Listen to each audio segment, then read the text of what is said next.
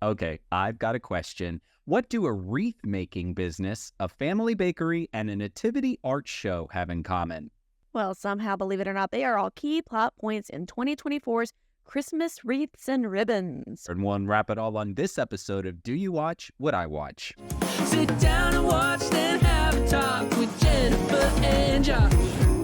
Well, here we go. Brand new movies. And first up, we've got a new one from Great American Family. If you're new to our podcast, a big welcome. We will recap the plot, and then we're going to give you the bottom line a bit later on in our gold or coal segment, and we'll tell you if we think this one is worth the watch.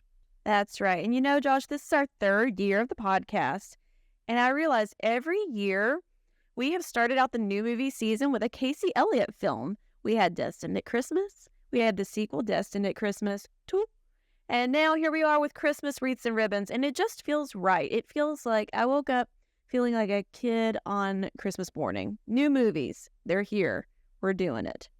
So here's the plot summary for this movie. A wreath maker slips on ice and injures her arm, which puts her holiday wreath deliveries in jeopardy until a selfless neighbor steps up to keep her business afloat.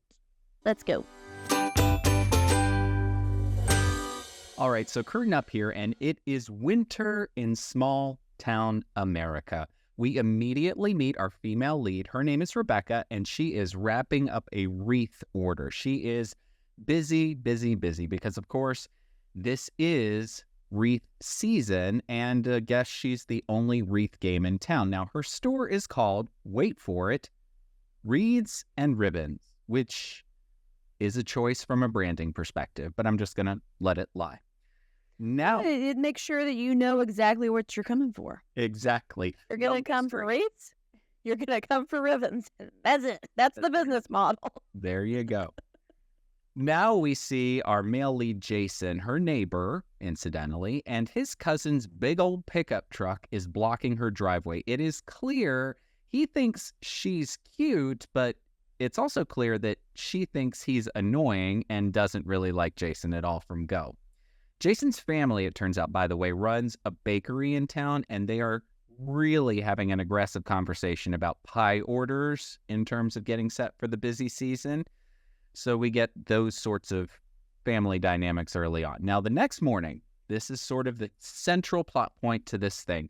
Rebecca is bustling and busy, and she walks out the door and immediately slips on the ice. Now, it is the briefest of BMOPs, and if you're new to the podcast, BMOP stands for Brief Moment of Peril. And for some reason, I'm not sure why, Jason just happens to be immediately able to help her. So he swoops in and rushes her off to the hospital. Turns out her elbow is dislocated. She's out of commission for several weeks, and they immediately bond over the big question that is central to this entire movie.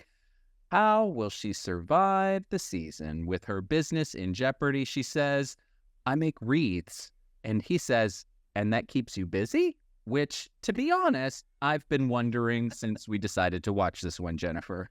Right. He said the quiet part out loud because I was definitely thinking that. Now, I mean, I bought a live wreath for the first time last year, and I got the Costco special, and I think it was like $30 or $40, but it didn't have ribbons, so it was just wreath. Now, if you add ribbons, funny enough, check the mail after fall break, and I'd gotten a pamphlet from not Balsam Hill, but another company that does custom wreaths, and they were running $60, $70, $80. So how many wreaths does she sell in a year to make a living on this? This is sounding like an algebra problem that I don't really want to. Right. Yeah.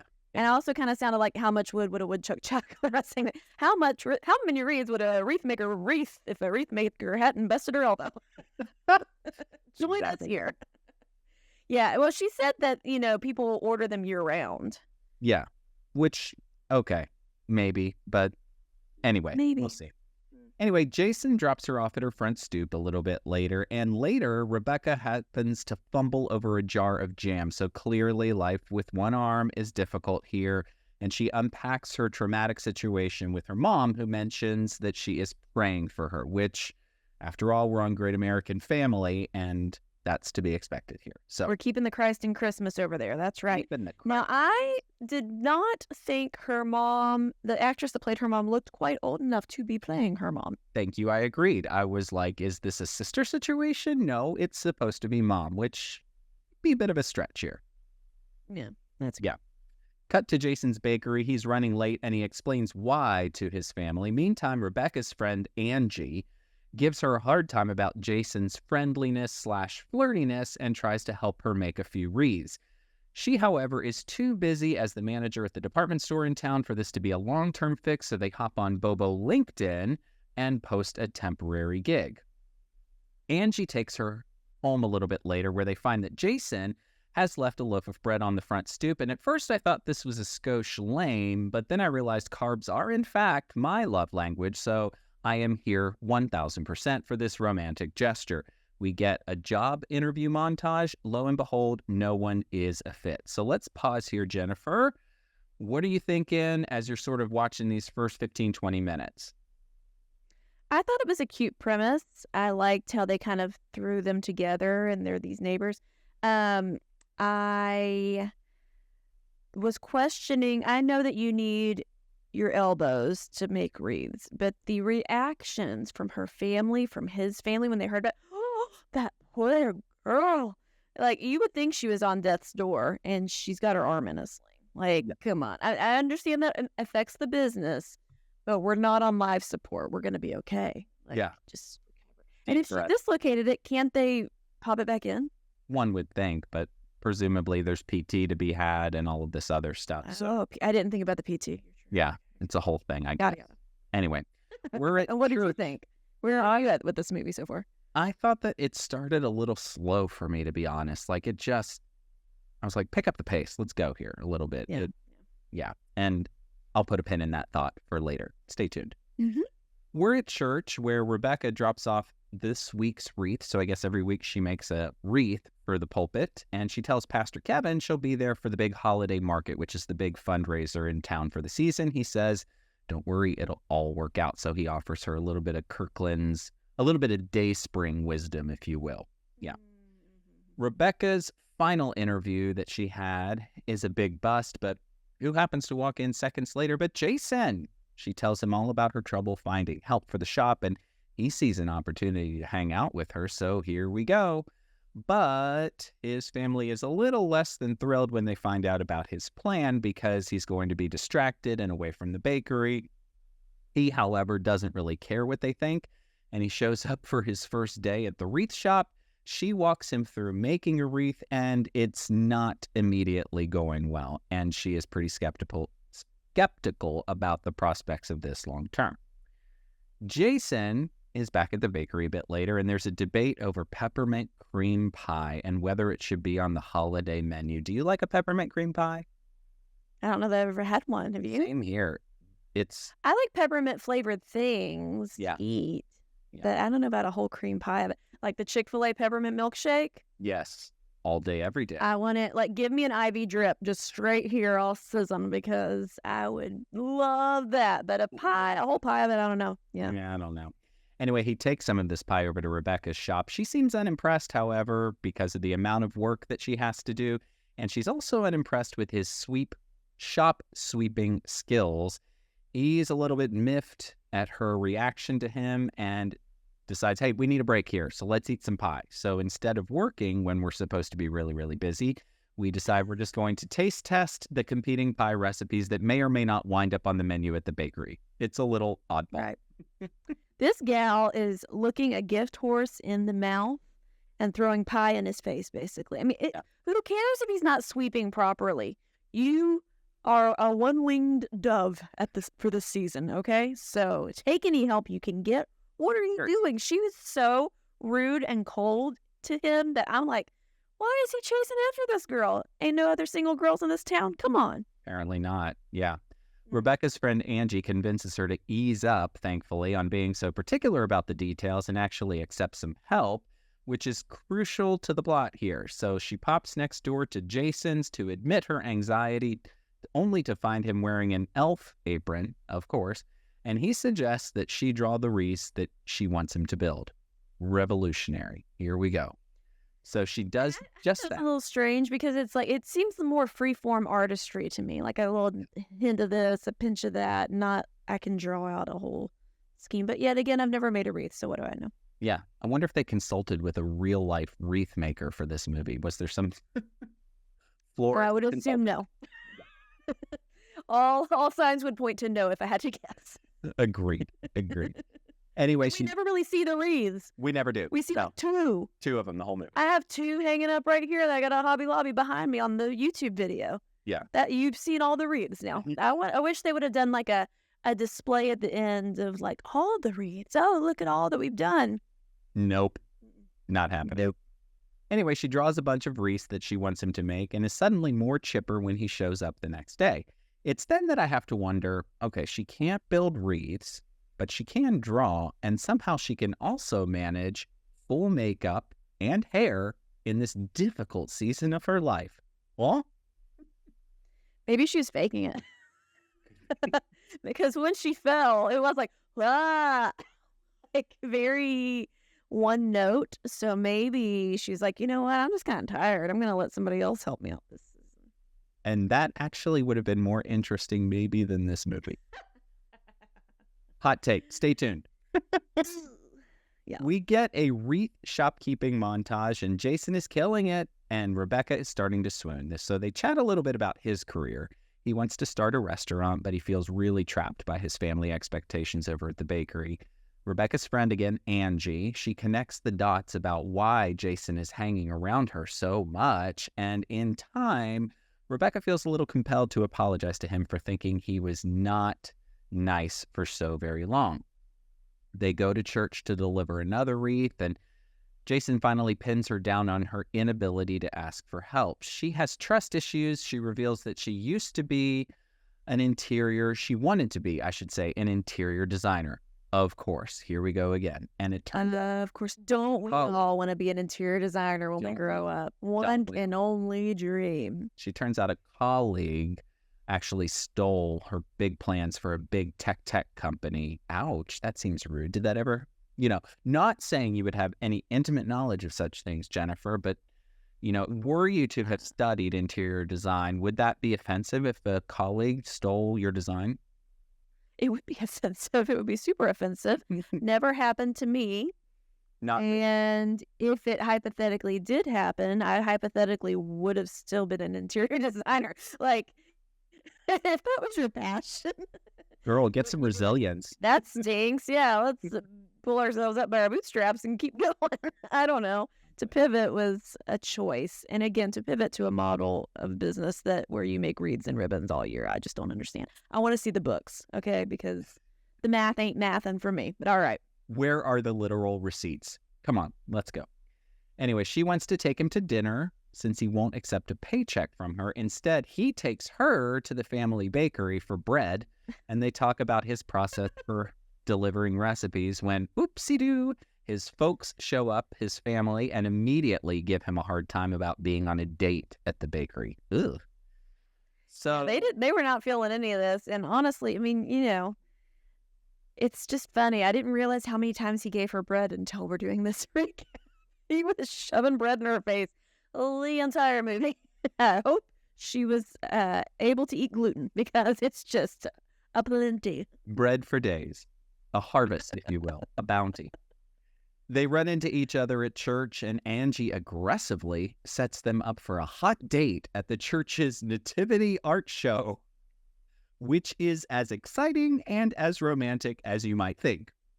They chatted I up. think it was cute. Oh, I liked the nativity art show. Not as a date. not as a date. No, not as a date. But I thought it was a cute idea that everybody could bring their nativities and you could see the different ones. Because in, Casey Elliott's character's like, I never thought that there were different nativities. Really? Have you We have like 3 different ones in my house alone. We have one that I had as I was a child. We got the Fisher Price one for our kids. And then I think we have another one too. So yeah, I mean, I enjoyed that. I'd never seen that in one of these movies. I thought that was a nice touch to look at the different nativities. Not as a date though. I give you that. I just don't think it worked as a date, which they wanted it to be a date. And I just thought, this feels It's romantic. Ew, no. Yeah, no. Back at work, the stress of working 2 jobs is getting to Jason a little bit, so Rebecca suggests dinner. He suggests it be to go, and he takes her to the space that he leased, I guess, for the restaurant that he wants to launch. He debates whether it should be fast casual or fancy, and she suggests it be a hybrid and offers her interior design and wreath-making acumen to make it all a big success. This was bonkers to me.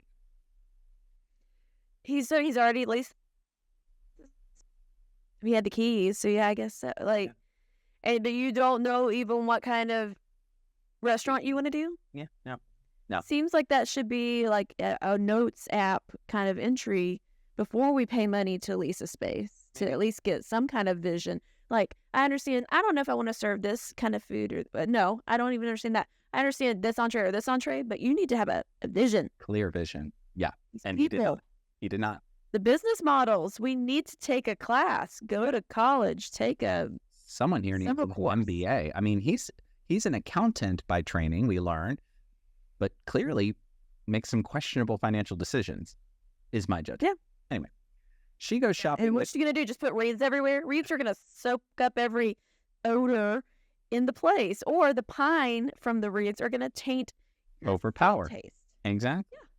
Terrible idea. She goes shopping with Angie, and she realizes she won't be able to wrap presents. Oh, gosh. Again, the elbow.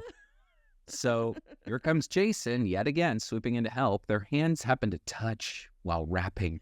It's meant to be romantic, but it comes off as not.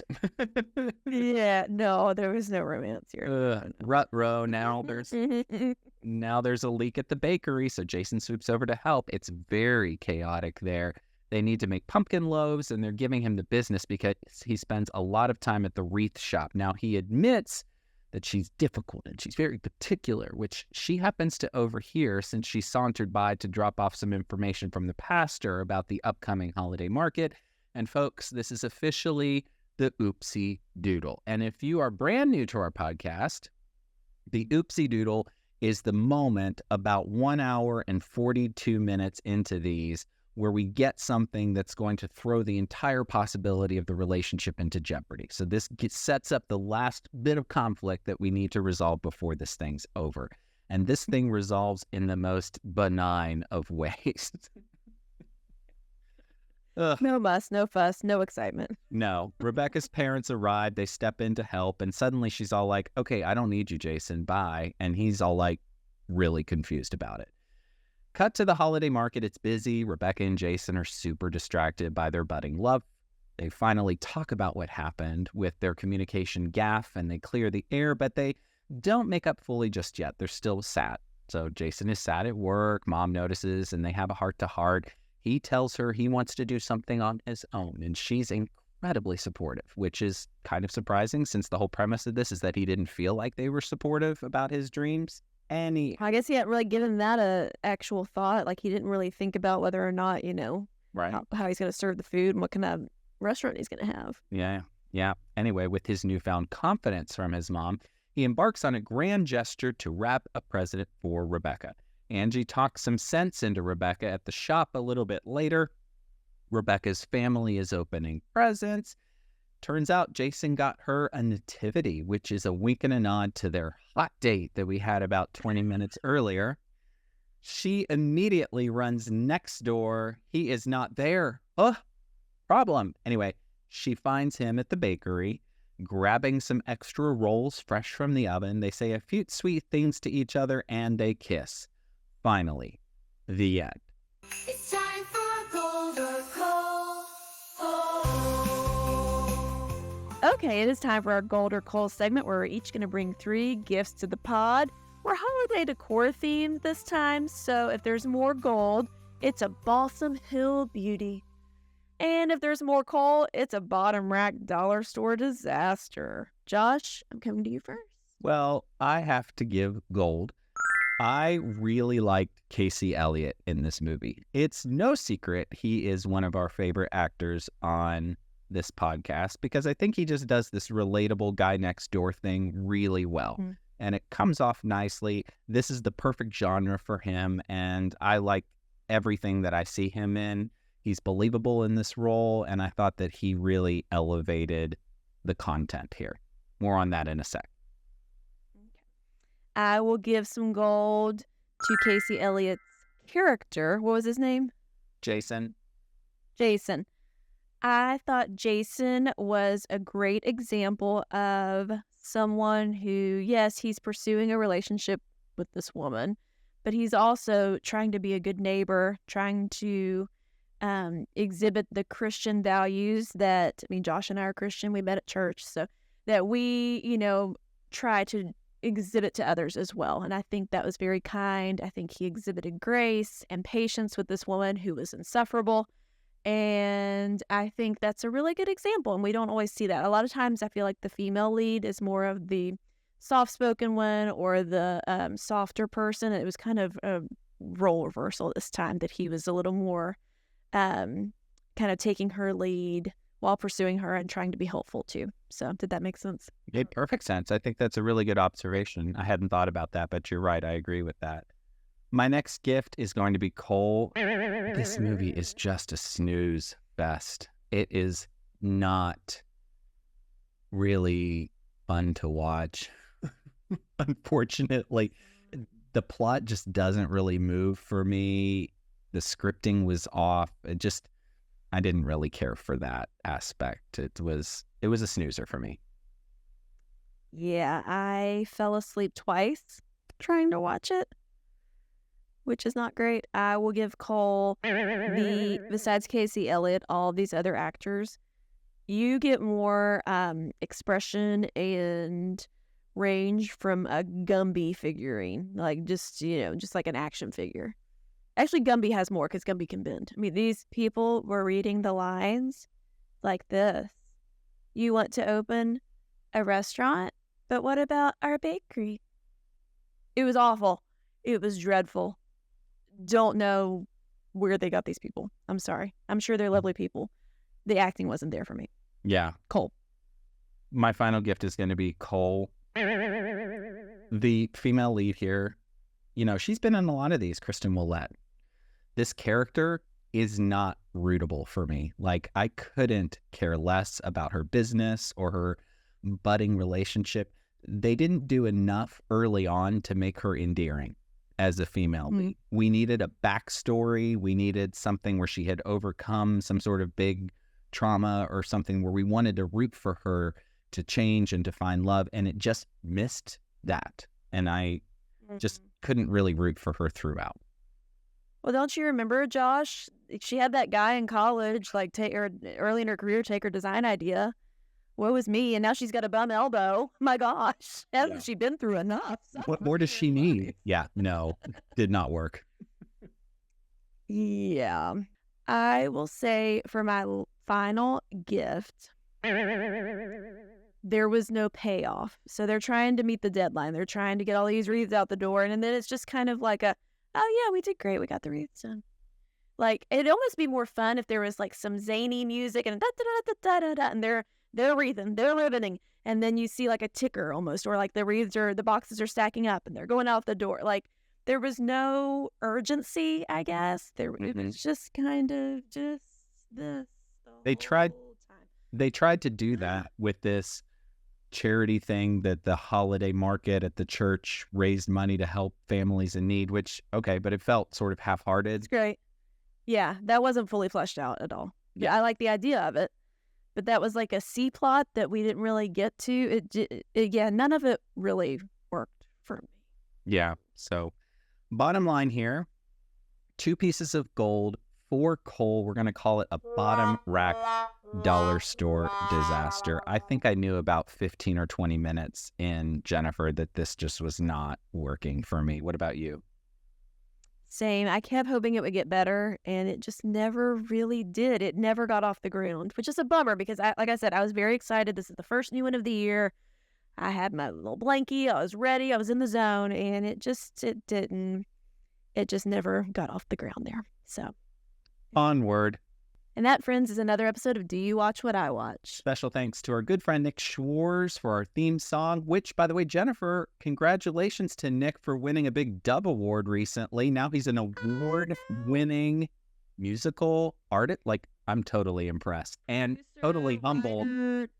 Big Yeah. deal. Big deal. He played with an artist on the Devil Ward stage. He has a #1 that he co-wrote or produced on country radio. Nick is doing it. Doing Snaps it. to Nick Schwartz. All Thank right. you so much. Happy to know him. Yes. Yes, So yes. if you like our podcast, please tell a friend, leave a review, subscribe. We're trying to grow our audience, and this is the prime time because Christmas season is upon us. Yes, I know it's October. Yes, I know you probably have hay fever and you're at a pumpkin patch, but we can still start getting excited for the season. So you can connect with us on our website at doyouwatchwhatiwatch.com. All right, join us on our next episode as we embark on our first Hallmark Channel countdown to Christmas movie of the season. 'Twas the Date Before Christmas. Here's the plot summary. To prevent her family from canceling the Chamberlain family Christmas Olympics, Jessie lies and says she's inviting a date to the long-standing holiday tradition. She meets Brian on a dating app, and he agrees to spend the holidays with her and her family. Love a fake dating trope. Okay. As Jessie and Brian engage in eccentric activities like the search for the Christmas tree star, gift wrapping contest, and snowball fight, they start to develop real feelings for each other. And the synopsis went on about 3 more sentences that I cut out, but you get the idea that we will have much to discuss. But until then, May your days be merry and bright. We'll catch you next time. Yeah.